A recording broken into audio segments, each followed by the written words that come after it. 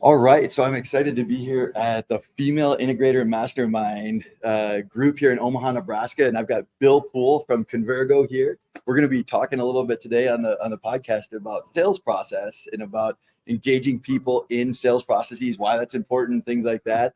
But let's start with Bill. Introduce yourself. Tell us a little bit about yourself, and then we'll go from there. All right, my name is Bill Poole. Convergo is my company, and we help entrepreneurs take off the sales hat. That involves really one of two different scenarios. If entrepreneur is going on their first journey for sales and they don't have a salesperson, we can, as an alternative to hiring their own salesperson, we can put a system in place and plug a fractional sales professional in to help them build a system that they can then plug a full-time sales rep in of their own when they're ready. So they get some small wins on the way to some small wins at first and big wins in the end on their way to the sales journey. The other scenario is where there's a sales team and visionary integrators managing the sales team, and that's not great. They should be focused on higher value tasks than worrying about sales. So we can help them, the sales team, systematize the sale and sit in that leadership seat fractionally until we help them grow to the point where they need the full-time revenue. Awesome. That's great. So, and you've been involved with EOS companies and with kind of working with a lot of EOS companies or companies that implement EOS, maybe I'll say, yep. for quite a while. How do you see that playing into the EOS ecosystem and helping those types of organizations to succeed and grow?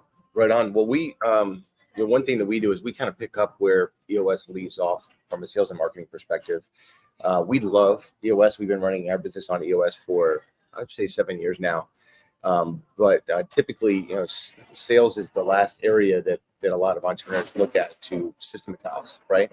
So a lot of entrepreneurial businesses that run on EOS are very tight from a process perspective on the operations and potentially back office as well. But sales and marketing a lot of times is the last frontier from a systems perspective. So that's where we fit in that ecosystem. Yeah. And why would you say the sales process is so important? So you just said that, a lot of companies that's the last to systematize. Mm-hmm. We'll explore that a little bit, but why is it so important for them to think about systematizing it and to systematize?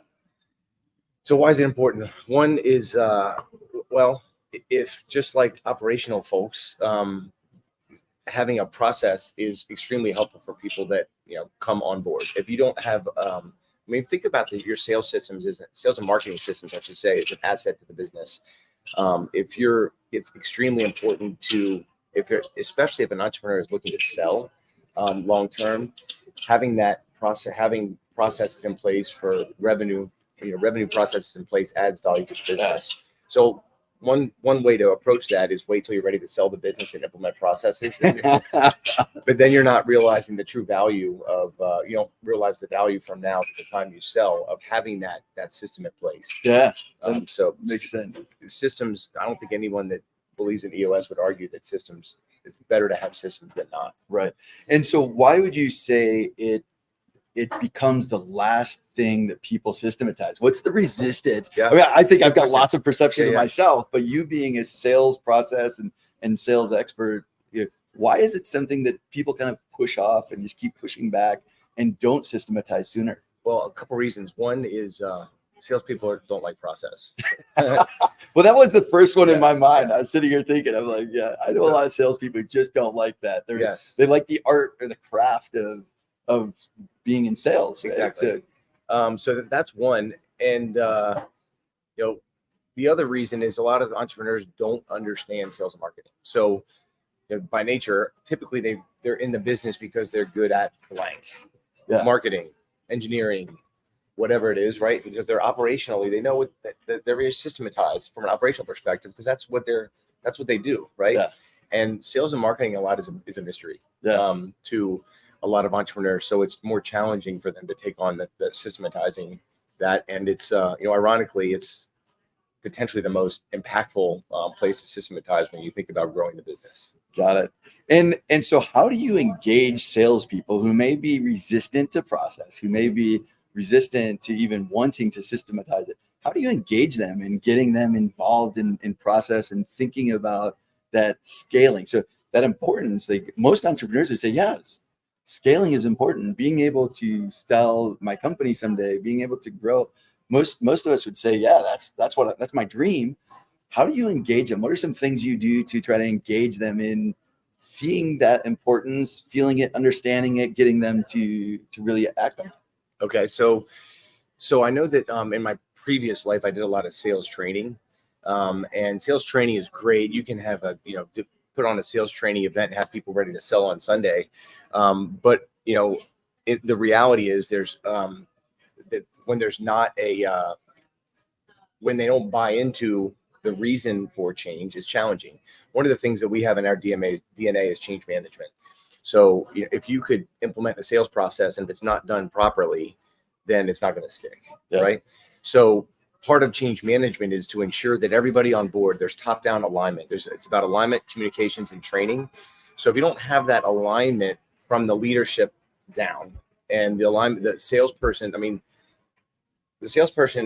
is going to benefit from having process. Right. They're going to make more money, right? Yeah, they're going to make more money. The entrepreneur's going to make more money. Everybody, yeah. Exactly. So you have to tie into, and you have to make sure that you're tied into things that are important to them. What's in it for them, with them, right? So it needs to be aligned with things that are important to them. That's kind of the first step in successfully implementing process or change. The other thing that I often think about in terms of systems and process is that there's often this tension, and I think you sort of alluded to it.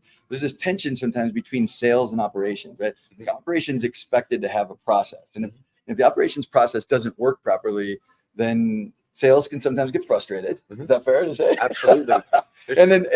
but there's also this sort of mindset that operations needs certain processes from sales in order to be successful at doing the operations that sometimes sales gets frustrated about, that they, right? Like, you see that sort of the linkage there. How do you navigate? I often view things through the world of operations and alignment and stuff like that. You're viewing it through this sales and process lens. How do you see that link working together? Right on. So age-old problem, sales and operations not getting along. Salespeople get the wrong clients for operations. Operations gets upset because they're getting bad clients, right? Sales reps don't like operations if they don't come through for their clients, right? So what's the alignment point is the question. And from our perspective, the alignment point is clear. It's the ideal client. So looking at things from the lens of the ideal client is extreme. That's the common thread, and we're really about client journey, EOS terms, proven process, client experience. And we help. And we're not really just about sales. It's really about cross-functional processes to drive growth. And there's 3 systems: process to get leads. So just so people who are listening might know. So I think one of the sessions is getting out right now. So we might hear all the energy of the female integrator mastermind coming out here. But I didn't want to interrupt you too much. But what are those 3 things? So So the three different systems, really the systems of process to get leads, to close leads, and that's what we think about the sales process. And then the system to cross-sell or upsell, expand share of wallet, expand the value that you provide to clients. So, working together, sales, marketing, operations have a role in all of those. But arguably not operations doesn't have a role until the cross-sell.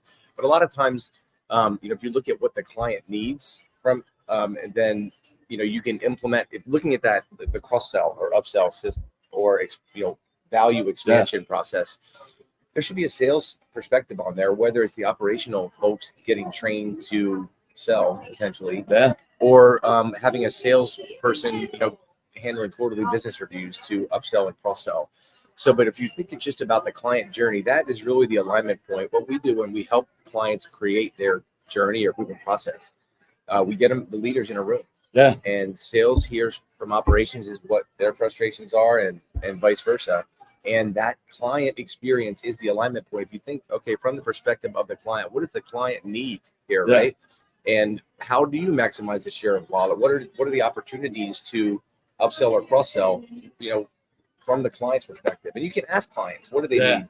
And then you align your processes to ensure that you have process in place to expand that value. And a lot of times that's a quarterly business review. So long-winded answer, the alignment point is the ideal client. That's awesome. And I think that's part of the reason that I think you and I have connected so much on this issue or the topic is like I think operations should also view things through the client journey map, right? I think Absolutely. operations understanding the client journey and how that all links together is can be really powerful and impactful as well. So yeah, people are coming out. I think the energy coming back to the booths and stuff here.